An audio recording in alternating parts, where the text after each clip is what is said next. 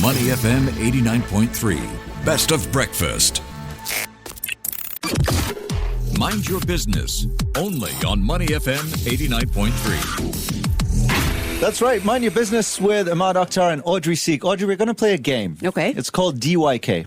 What is DYK? Did you know that according to PwC's 27th Asia Pacific CEO survey, almost 2/3 of the region's chief executives say their organization will not be economically viable within 10 years on their current path, despite most of them having taken steps towards business reinvention. Oh, no laughing matter, actually. And this sheds light on the topic in focus for today's session, which is the importance of a business pivot. So, for instance, Netflix, a household name now, right? But if you remember, they actually started out as a DVD by mail movie rental service back in 1997. And today, it's pivoted to become the most subscribed video-on-demand streaming media service globally. Indeed, it has. So here's the million-dollar question. How can you successfully pivot your business model while adapting to the dynamic business landscape we're in?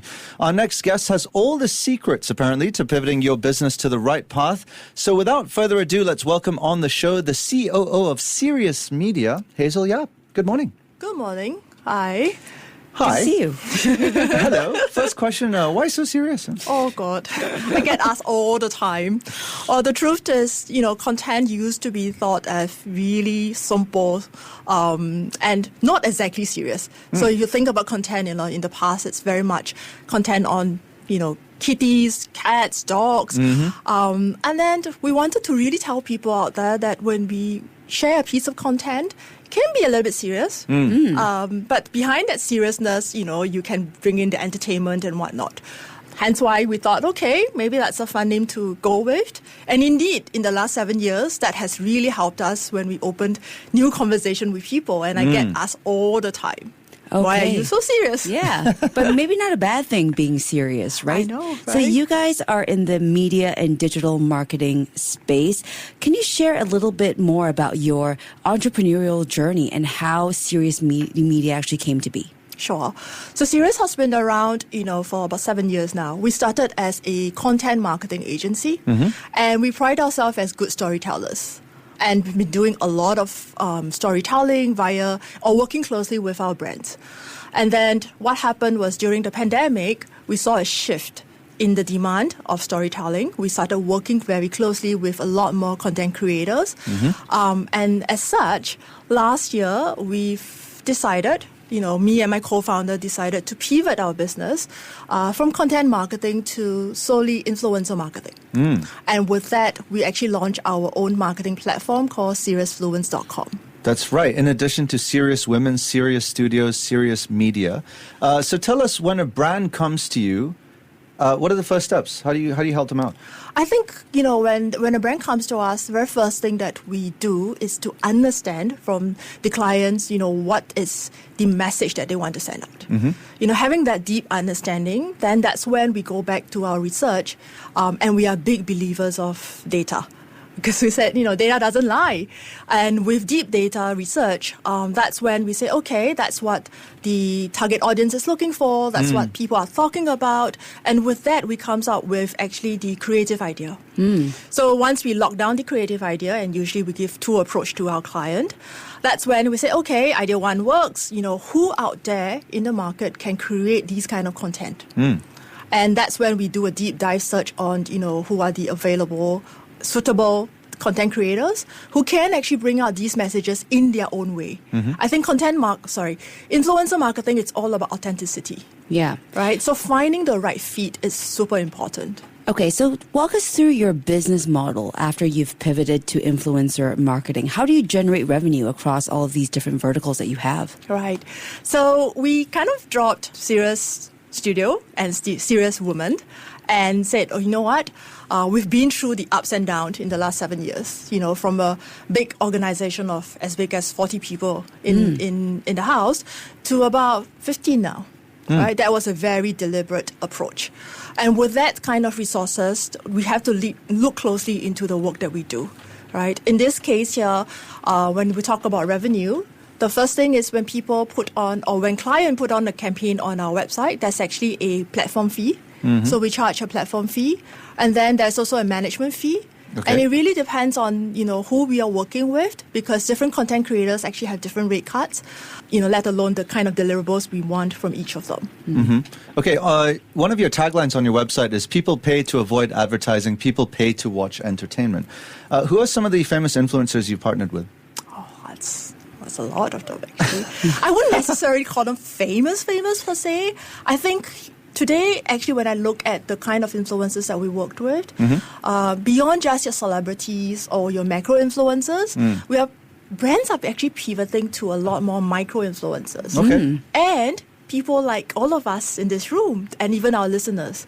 I think the future of influencer marketing, it's really nano influencers. Because we believe that, and it's not just us, but also brands telling us that, look, the market size in Singapore is pretty small. That's that many famous people that we're talking about, right? And why don't we expand that? And if we can find, all of us who has a social account, and we are already putting up content. Yeah. And we have this deep belief that, we too have a voice to share. And if we can find, let's say, 10 of Hazel's, and I have a very small following on Instagram, like 500, right? If I can find like 10 of Hazel and able to carry off that message, then at the end of the day, the KPI, the return on investment for the client would be the same as compared to working with one macro influencer. Right. Okay. Yeah. So let's talk about these KPIs. When working with your clients, how do you exactly measure success? What are the key metrics that you track? Right. I think we can't avoid the digital matrices, like your views, your engagement, number of followers even. But more importantly, and I often say this to clients, which is, do people remember your campaign? Do people talk about it? Right? I think the talkability is important. And what does that mean for the brand itself? So to us, beyond the matrices that we will run through with the client anyway, it's really saying that, are people talking about it? Does it, go back to your sales, for example? And that's how we measure success of the campaign. All right. On the client side, you have amongst some of the bigger names, AIA, BMW, DBS, IKEA, Maybank, Nescafe, Pfizer, what have you, Starbucks. Any particular projects that stand out that you could perhaps elaborate on? Sure. So first thing first, I want to officially, on air and say thank you so much to all these brands who have been with us from day one. And they are continuing their journey with us. But that's one particular one that really stood out for me in terms of campaign.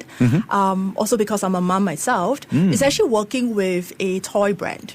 Right? Oh. And they were actually promoting, there was a movie, Transformer, and very timely, they were promoting the new toy. So they came to us and said, look, Hazel, I have a very small budget, and can you help me here? But I do want many, many, many influencers. I was like, okay, that's common. And then what do we do? So we took on the brief. At the end of the day, we actually had about 150 content creators who came on board with us. But what I really wanted to mention is how difficult this brief was. First, the client said, okay, I want to work with mummies or daddies. That's fine. Okay. Number two, mummies and daddy needs to have a child. Boy specifically. Oh. All right. Okay. I said, okay. And then the third thing is the boy must be at least 5 years old. Wow. I was like, wow, okay. And with all these criteria. It's a serious set of criteria. It was a very serious brief, oh God. But we did it. We managed to bring in these influencers, and the clients is happy, we're happy. And how long does it take for you to pull it off from ideation to execution? In this case, for example. In this case, it's about 2 weeks, I think. Oh, okay. It's a It's quick not turnaround. too bad. Pretty It's not quick. too bad. Yeah. Yeah, so influencer marketing has undoubtedly transformed the way brands connect, with audiences. So what's your outlook on the future of this space? We know that you brought up the micro influencers and how they have been on the rise, but how do you see this space evolving in time to come? I think, influencer marketing is really at the tipping point of digital marketing. And why do I say so? It's because even brands themselves, as I mentioned, it's moving away from celebrity endorsement. And I'm really talking about bigger brands as well, right? In the past, influencer marketing, when you speak to us SMEs, they'll be saying to me that, you know what, influencer marketing is not for me, not because I don't believe in it, because I don't have that kind of budget like big brands do. And I'm like, you're wrong, right? Even big brands are now shifting that away and now really investing time, energy behind micro-influencers and, really tapping on their following and, do kind of niche targeting. Yeah. So that's coming from a brand side, right? For us, because we believe that influencer marketing is at a tipping point, that also means that we need to kind of expand that target beyond just macro influencers. And what's the best way? The best way is really looking at everyday people. And I kept saying this, everyday people who already have a social account, who is already putting up a content, a piece of, video or even just as simple as a picture, right? And talk about it.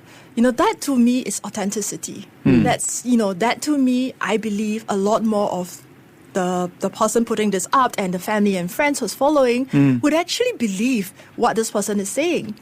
And therefore, that kind of reach in terms of the choice of influencers would actually expand, which means all of us here can actually rightfully call ourselves influencers.